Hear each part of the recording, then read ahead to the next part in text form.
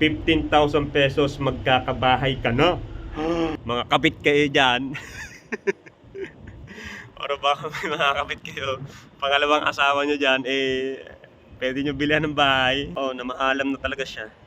Bumuka na siya, talagang wala na. Hey, what's up mga kalogs out? Eto na naman tayo. Ang pagmumukha ko na naman. So, may good news kasi ako sa inyo mga kalogs. Naka-break time ako actually.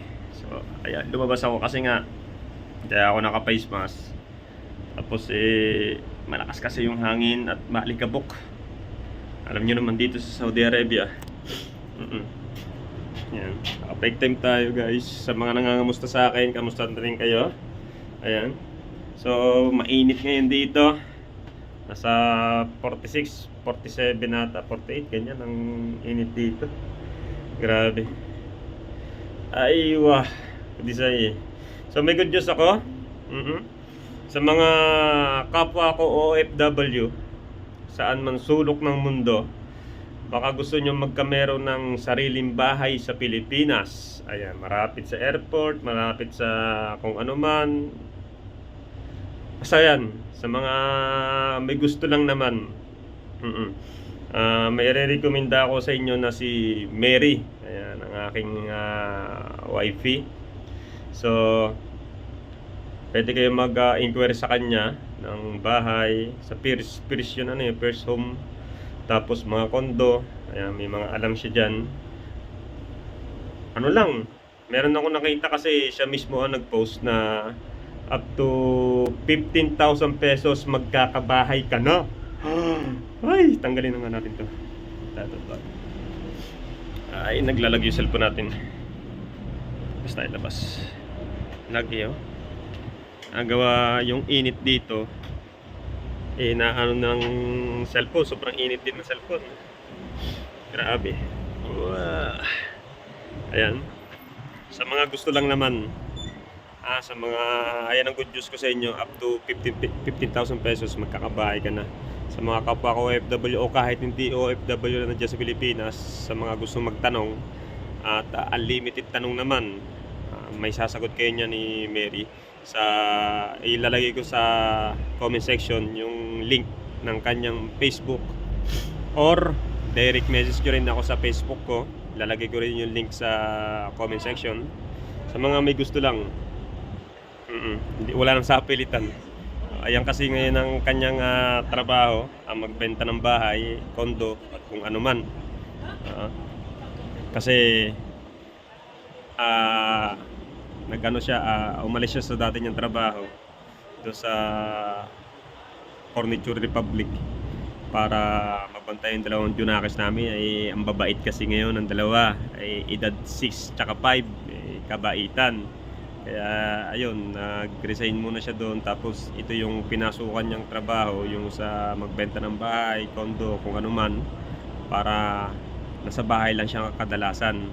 Tapos kapag kailangan ng meeting, magmi-meeting sila. Tapos kapag may mga gusto ko mausap, pwede nyo naman direct message or kung ano mang apps na pwede kayo mag-usap. Tapos kung gusto nyo naman i-visit yung mga bahay na gusto nyo puntahan, marami Cavite, Laguna, Batangas, etc. Kung saan man yan, pwede kayo mag-inquire sa kanya.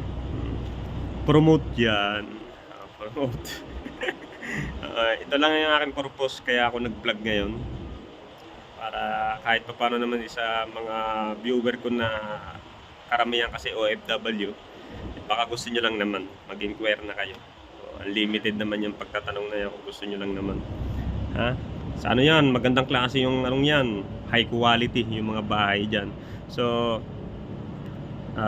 yung ibang mga picture, video ng mga bahay-bahay, baka isingit ko dito yung ilan lang, pero yung iba bahala na.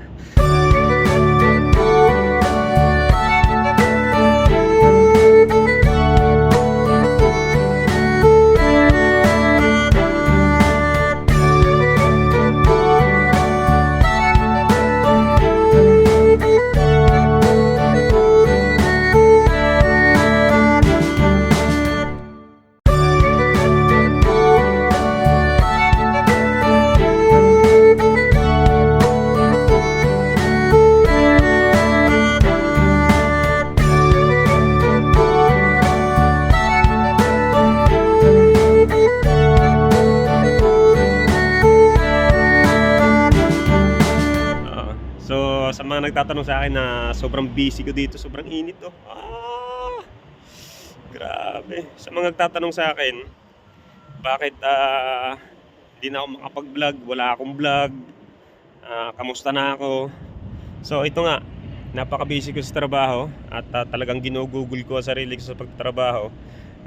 Uulitin ko, trabaho talaga ako. Trabaho, bilya, yung bahay, luto, laba. Ayan, libangan ko lang basketball kapag may free time. Minsan nakakapag-day off naman. Bibihira yung day off ko. Ayan, talagang inano ko yung sarili ko sa pagtatrabaho. Nagsasagad ako ng 11 to 12 hours na duty sa trabaho. 4 hours, 3 hours yung overtime natin. So, doon ako bumabawi sa overtime. Kailangan. Kasi yung dalawang junakis ko nag-aaral na at napalaki laki ng gastos para ako nagpapaka-kolehiyo kay Seya.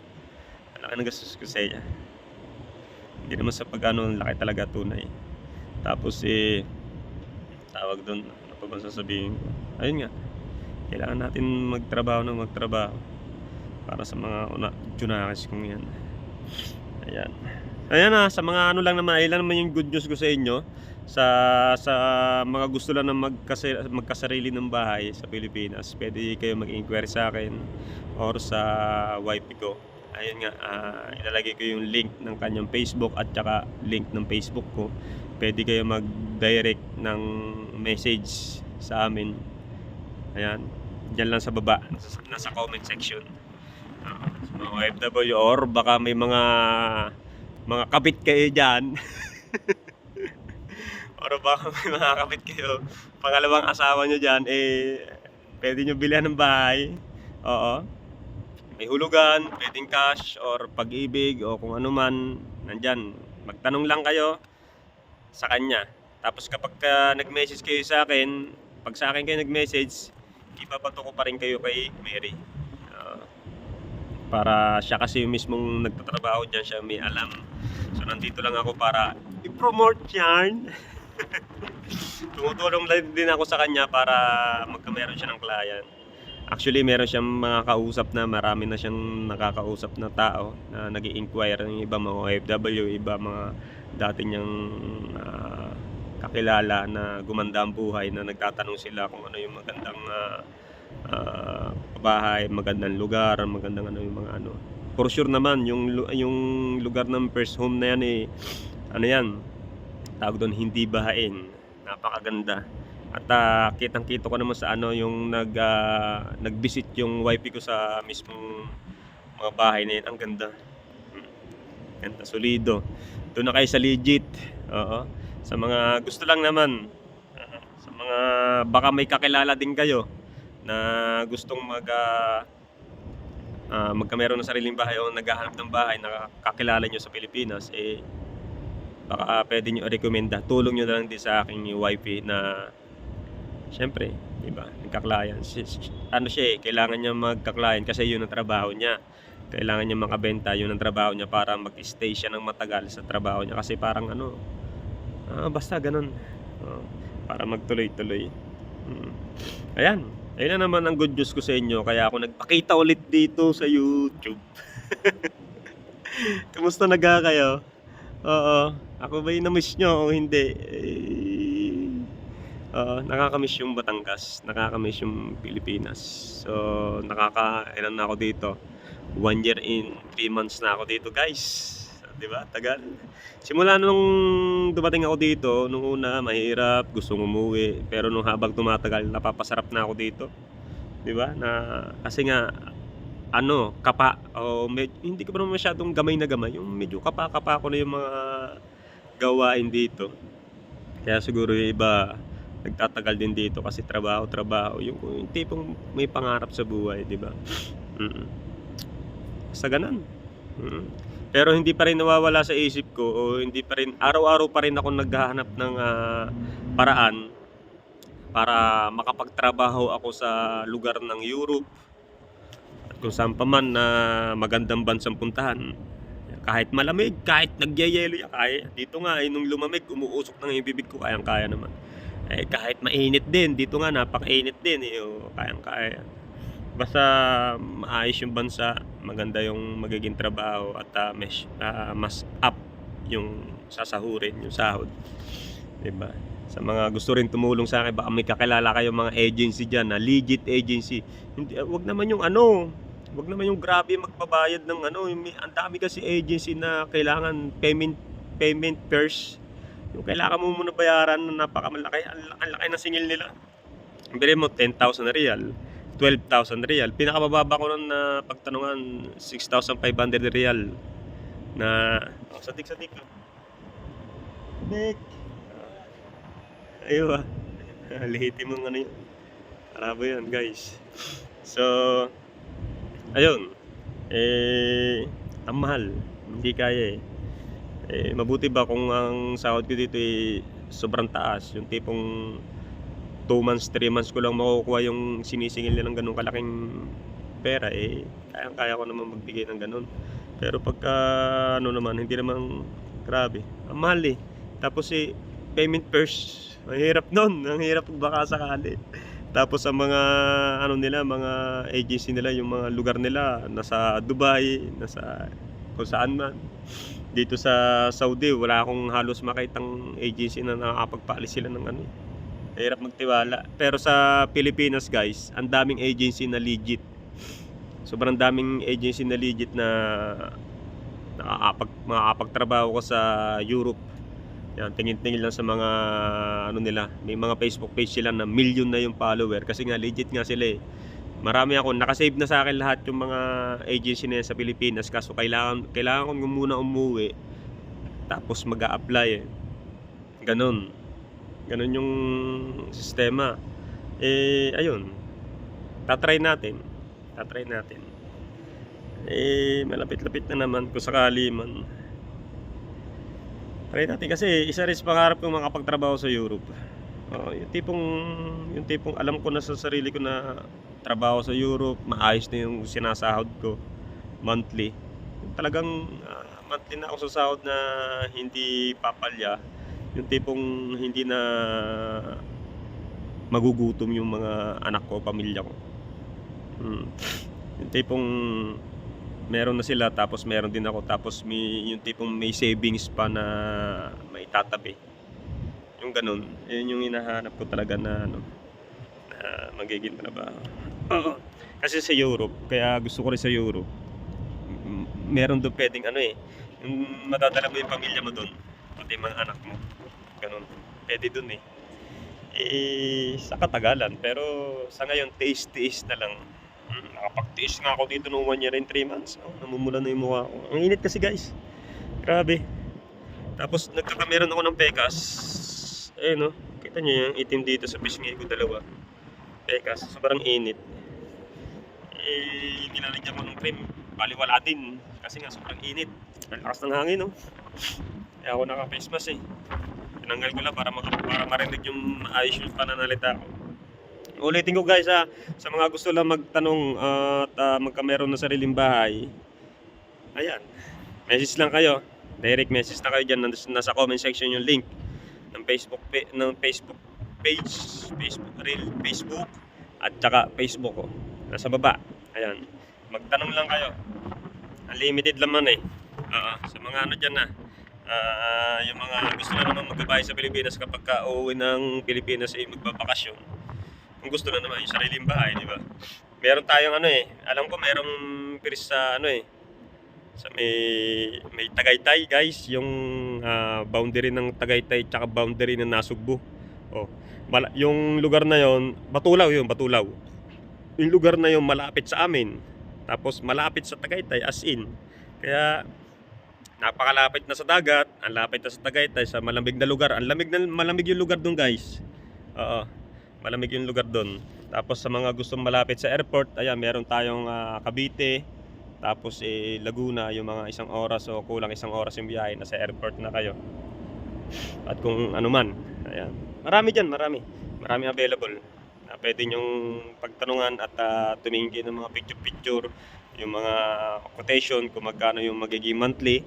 Or kung gusto nyo namang walang sakit sa ulo, cash nyo na. Alam ko naman mararami na kayong ipon.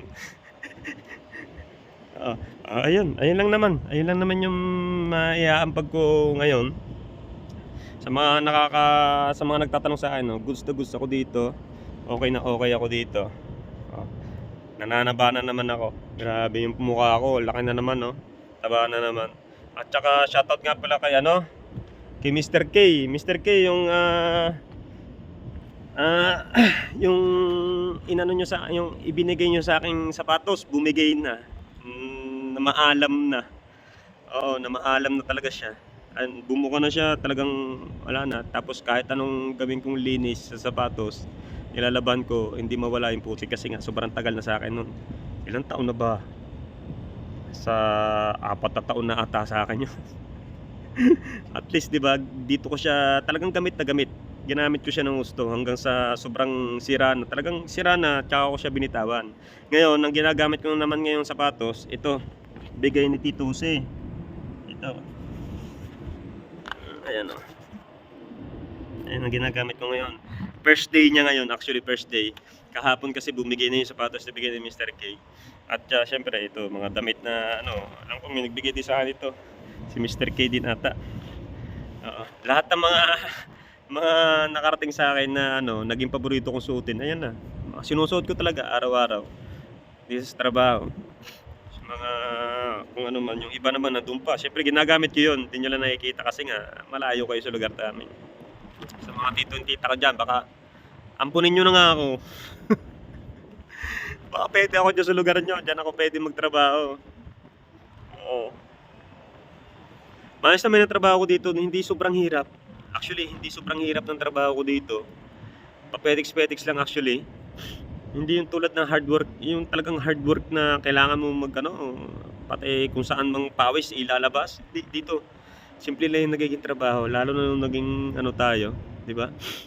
Pero ganun pa man, mas gusto ko pang iangat yung sarili ko na makapagtrabaho sa ibang bansa pa na mas tumaas yung sahod natin. Oo. Hindi naman para sa akin 'to, eh.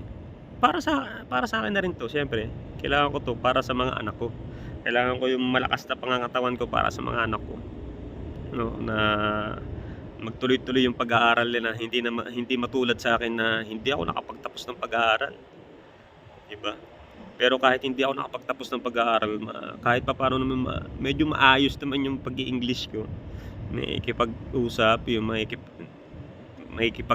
tao sa tao, ganyan. Lahat ng ano, kaya ko naman 'yan. Tapos madali naman, napakabilis kong matuto sa mga trabaho. Basta turuan mo lang ako ng 5 to hanggang 1 linggo, kabisado ko na 'yan. Madali lang naman. Simula nung nangyari sa akin,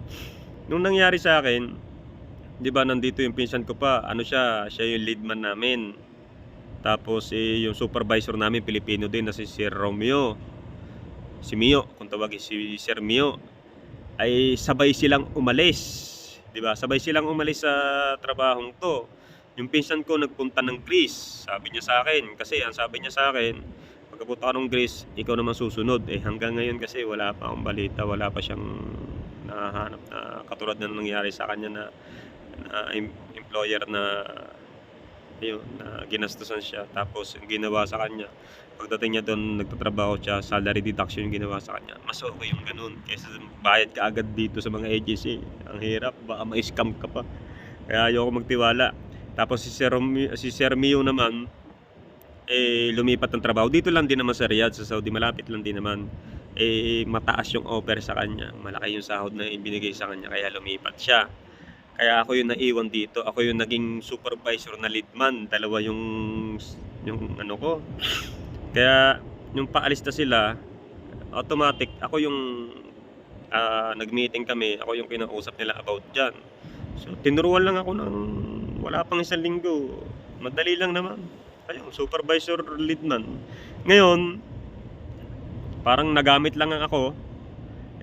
Nagkameron ng supervisor Pilipino din naman, ang pangalan Mark din, tulad ng pinsan ko. Siya ngayon ang supervisor dito. Ako naman yung leadman, kaso ginawa ko pang umaga. Okay na yun. At least yung trabaho natin hindi sobrang hirap, hindi sobrang higpit, hindi sobrang ano. Okay, goods tayo. So yun lang naman, okay na okay ako dito, goods to goods. Nakakakain minsan 5 beses isang araw pa nga.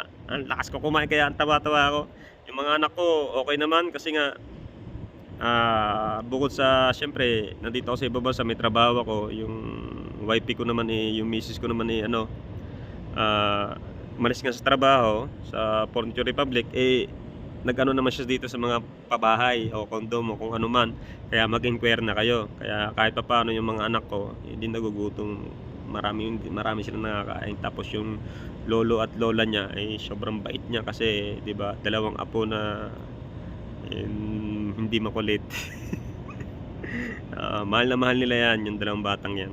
Kaya papasalamat din ako sa Nanay Minda at saka Tatay Romeo. Romeo din ang pangalan nun, Tatay Mio, Mio din ang pangalan nun, Kaya salamat, maraming salamat sa pag-aalaga sa mga anak namin dalawa ni Mary. So yun lang naman. Biruin mo pagkat-gatto lang ako, naka 20 minutes na ako. Nakikita ko kasi dito. Cellphone lang yung gamit natin. Kaya ano pa ba ang inaantay nyo? Baka gusto nyo na naman magkabahay, sariling bahay. Ha? Mag-inquire na kayo. Unlimited dyan. Wala namang ano. Wag lang kayo makipag-usap ng mga pangit na words. Ano lang naman. About bahay lang. Ayun lang naman. Yung mayaambag ko sa ngayon. Maraming salamat sa inyo. Sa mga nag-aabang ng vlog ko, sa mga nagtatanong, malakas ako, pataba na naman. Ayoko tumaba. Alam niyo ho ba kung bakit? Kasi nahihirapan ako maglaro ng basketball pag mataba. Ang bigat-bigat ng katawan ko. Okay na yung before na ano ko, tumataas na naman yung talon ko. Oo. So, ayun. Kita-kits ulit kung kailan tayo matutokso ng pag-vlog. Bahala na. Mahirap mag-vlog kasi nga, kaya sinasabi ko sa inyo na sobrang bihira akong mag-vlog kasi nga uuwi ako 'di ba 11 o 12 hours ako dito sa trabaho. Pupunta ng Bilya, ang biyahe nasa 20 minutes o up. Punta ng Bilya, bahay. Tapos hindi na makakapag-vlog kasi kakain, magluluto. Tapos kapag napahiga ka, ayun, matutulog na. Tapos paggising mo, ayun, mag-aasikaso ko na naman sa sarili mo, maliligo, asikaso, ayun. Kaya wala na talagang time. So ayun, maraming salamat guys. Ito, hanggang dito na lang. Mag-inquire na kayo. Unlimited yan. Bye-bye.